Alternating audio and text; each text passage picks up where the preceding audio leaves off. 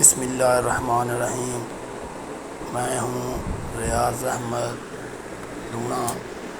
From Luna TV channel. میں آج کا ویلاگ جو آپ کے سامنے پیش کرنا چاہتا ہوں وہ آج کا مہنگائی کا دور ہے، اس کی وجہ سے ہماری ساری پاکستان میں جتنے لوگ غریب ہیں، جو پہلے متوسط طبقہ تھا وہ بھی اب خط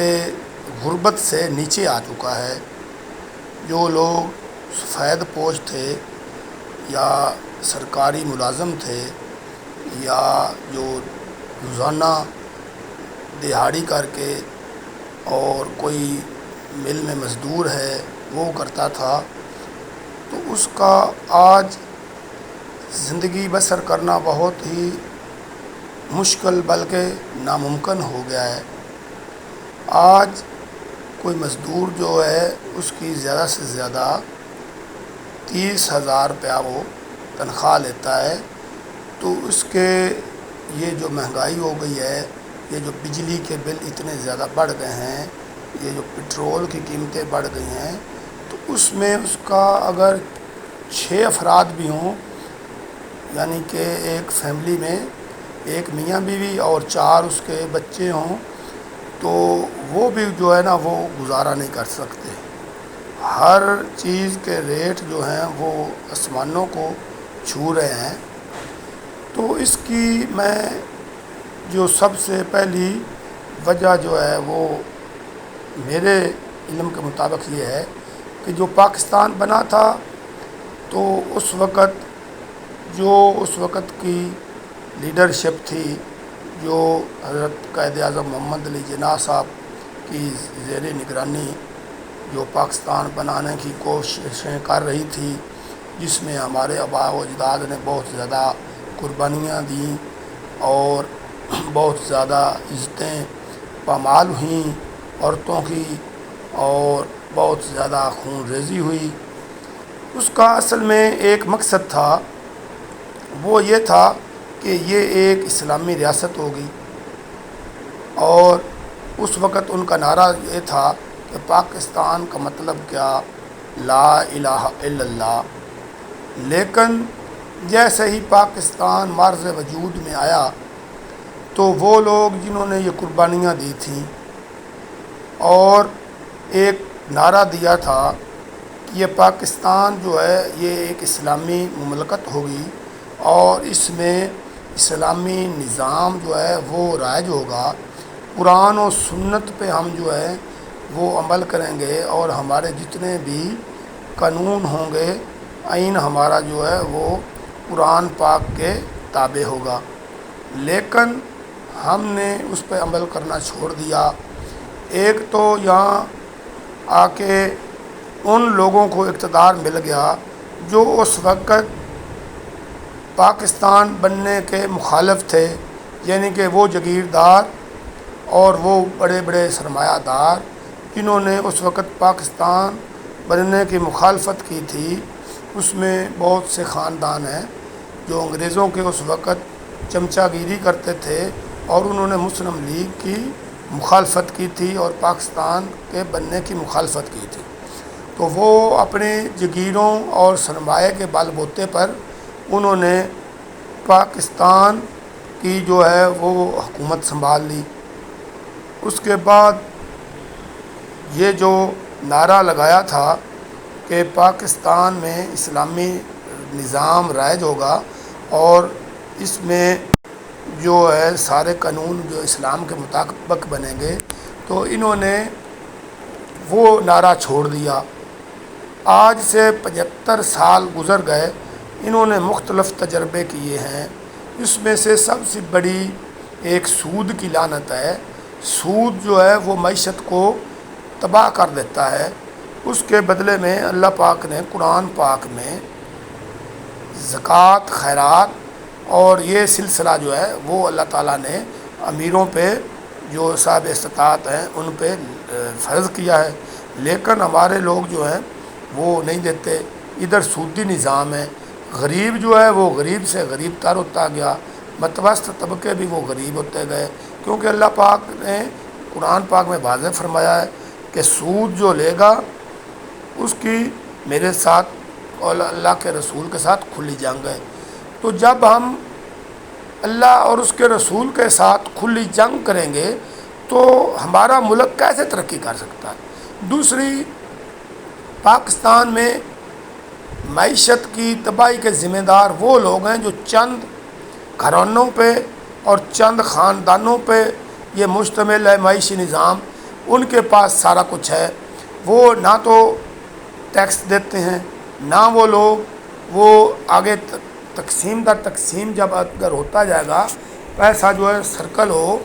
تو غریب عوام کو بھی اس کا فائدہ ہو، تو وہ پیسہ تو چند لوگ جو ہے امیر سے امیر تر ہوتے گئے، غریب جو ہے وہ غریب ہوتے گئے۔ انہوں نے قانون اور پالیسیاں ایسے بنائیں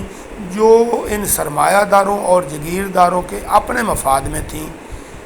تو اس طرح جب جہاں پہ ناانصافی ہو، عدل نہ ہو، نہ عدالتوں میں عدل ہو، نہ نظام دوسرے سسٹم میں عدل ہو، غریبوں کے لیے کوئی قانون نہ ہو،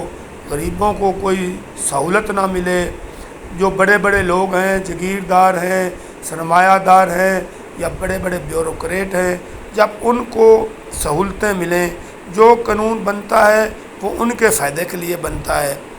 تو جب ایسا قانون ہوگا، ایسا نظام ہوگا، اللہ اور اس کے رسول کے بتائے ہوئے نظام کی ہم مخالفت کریں گے تو یہ ایسے ہی بد امنی ہوگی۔ یہ ہمارے ساتھ پڑوسی ممالک ہیں،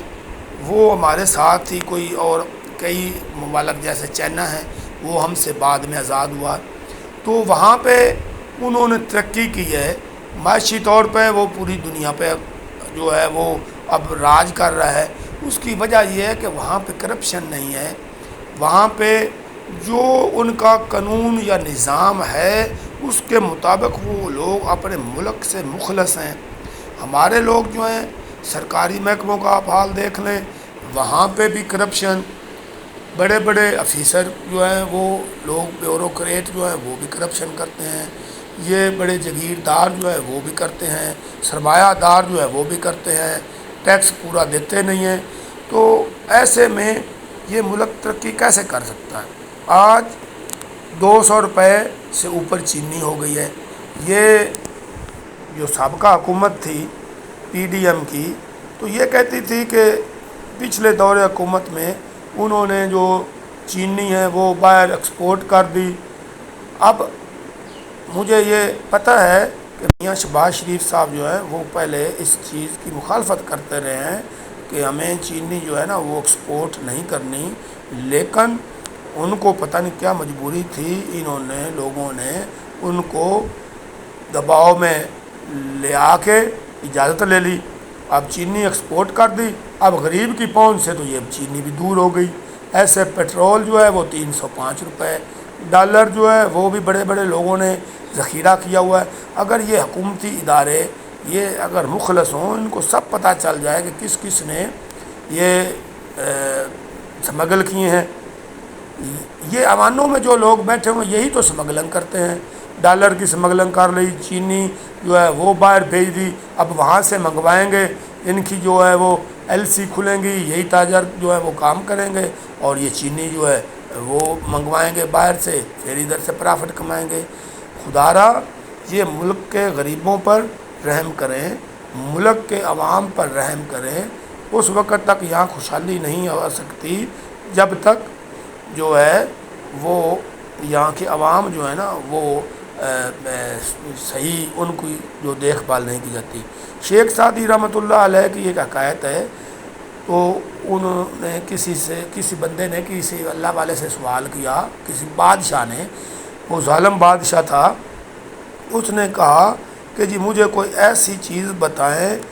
جس سے میں جو ہے نا وہ میری جو عوام ہے یا میرے بدلے میں اس کے نیکی جو لکھی جائے، تو وہ چونکہ بادشاہ ظالم تھا، تو شیخ سعدی رحمۃ اللہ علیہ فرماتے ہیں کہ اس بزرگ نے یہ فرمایا کہ آپ جو ہے وہ سو جایا کریں،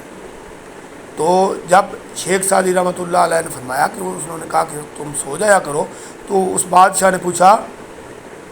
کہ یہ سونے میں کیا نیکی ہے؟ تو آپ نے آگے سے فرمایا کہ سونے میں یہ نیکی ہے کہ جب تک تم سوئے رہو گے اس وقت تک تمہارے ظلم سے تمہاری جو عوام ہے وہ محفوظ رہے گی۔ تو میری یہ گزارش ہے کہ یہ ہمارے آج کے نگران دور کے جو وزیر اعظم صاحب ہیں، وزیر اعلیٰ صاحب ہیں، اور یہ وزیر خزانہ صاحب ہیں، یہ مہربانی کریں، غریب عوام پر رحم کریں، ان کے لیے کوئی مخصوص جو ہے وہ کوئی چاہے تو ریلیف کا جو ہے وہ بندوبست کیا جائے۔ غریب تو بہت اسی لیے تو زیادہ تر وہ لوگ خودکشیاں کر رہے ہیں، چوری ڈکیتیاں جو بڑھ گئی ہیں، لوگوں کو روزگار مل نہیں رہا، جو گریجویٹ ہیں ڈگریاں لیے بچے جو ہیں وہ اپنے ہاتھوں میں وہ پھر رہے ہیں، ان کو کوئی روزگار نہیں مل رہا۔ تو یہ ملک کے لیے اتنے پرائیویٹ انسٹیٹیوٹ انہوں نے بنا دیے ہیں کہ جو ڈگریاں تو دے رہے ہیں، اگر سال میں 1,00,000 بچہ جو ہے وہ کسی قسم کی بھی ڈگری لیتا ہے، فرض کیا وہ ڈاکٹر ہی بن جاتا ہے، MBBS کر لیتا ہے، یا وہ انجینئر بن جاتا ہے، یا وہ لائر بن جاتا ہے، تو ہمارے ملک میں اتنے وسائل ہی نہیں ہیں، ہمارے یہاں پہ ان کو روزگار دینے کا کوئی وسائل نہیں ہے۔ تو ان کے لیے یہ چاہیے کہ یہ جو اتنی بھاری بھاری فیسیں لے کے لوگوں کو ڈگریاں دے رہے ہیں، ان کو ساتھ ساتھ کوئی سکل بھی سکھانی چاہیے، اور ساتھ ان کے لیے کوئی ایسا روزگار کے لیے کوئی بندوبست ہونا چاہیے۔ یہاں تو ملیں اور انڈسٹریز جو ہیں وہ بند ہو رہی ہیں، تو جب ایک الیکٹریکل کا میکینیکل کا کوئی انجینئر ہوگا تو وہ کہاں روزگار اس کو ملے گا؟ جب یہاں پہ کوئی مواقع نہیں ہے تو اتنی بڑی بڑی یہ یونیورسٹیاں اور ڈگریاں اور یہ دینے کا کیا فائدہ؟ آدمی جب ایک جو ہے وہ 16-17 سال پڑھ کے اپنی والدین اس کے بڑی مشکل سے ان کو پڑھاتے ہیں، تو وہ بیچارے جو ہیں وہ ہاتھوں میں ڈگریاں تھامے ایسے لائنوں میں لگے ہوتے ہیں۔ ایک اگر کہیں پوسٹ نکلتی ہے تو وہاں پہ ہزار بندہ ہوتا ہے۔ تو یہ ہمارے جو بڑے ہیں جن کو اللہ تعالیٰ نے اقتدار دیا ہے، ان کو چاہیے کہ یہ خدا کے لیے ان پر لوگوں پر رحم کریں۔ میں امید کرتا ہوں کہ جب یہ باتیں جو اقتدار کے ایوانوں تک پہنچیں گی تو وہ اس پر کوئی عمل کریں گے، اور ساتھ ہی میں اپنے ان بھائیوں دوستوں سے گزارش کروں گا کہ اگر آپ کو یہ میری ویڈیو پسند آئے تو اس کو لائک کریں، اور یہ میرا چینل جو ہے نا اس کو سبسکرائب کریں، تاکہ آپ کو میں جو بھی نئی ویڈیو بناؤں وہ آپ کو مل سکے۔ انشاءاللہ یہ سلسلہ جاری رہے گا۔ السلام۔